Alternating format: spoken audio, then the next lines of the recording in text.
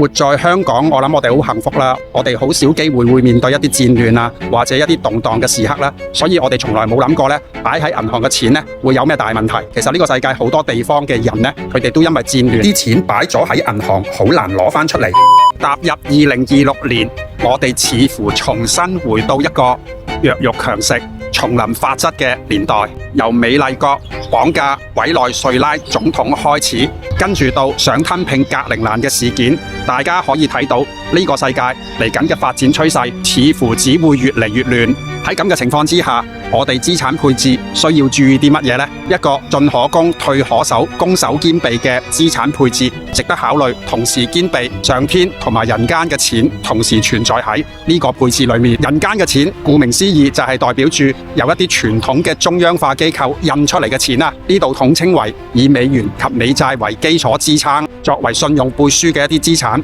首先，我哋總係要有足夠嘅現金，喺資產配置裏面，最少應該要有25%嘅現金去作生活上嘅不時使費。另外嗰25%，我會建議配置成一啲中長期靠譜嘅保險儲蓄計劃。有咩好處呢？現在好多保險儲蓄計劃其實都可以喺4年左右嘅時間達到一個回本期，即係話完成咗解鎖線啦，之後佢就變成咗一個好似銀行裏面嘅高息活期戶口，你可以隨時喺呢個保險儲蓄計劃裏面攞錢出嚟，就如同你喺銀行嘅高息活期裏面攞錢一樣咁方便。佢比銀行有個更加好嘅優勢，就係佢中長期嚟講，每年都可以達到最少4至5厘，甚至更高嘅回報。所以喺咁嘅安排之下，你每年都可以從呢啲保險儲蓄計劃裏面攞到穩定嘅現金流作生活所需之餘，你仲可以見到你嘅本金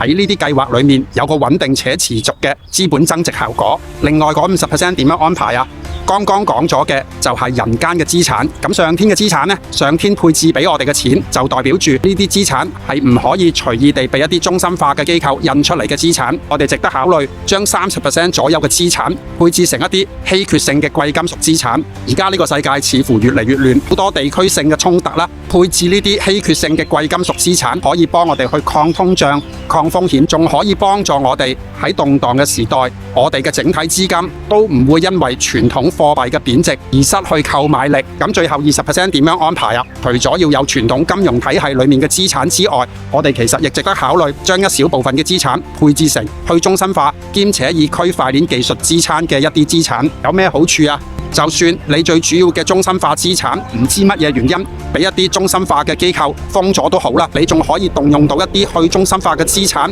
去作為你最後生活嘅應急錢。呢一部分嘅去中心化資產喺必要時甚至可能可以救你一命。未來係 AI 嘅時代啦，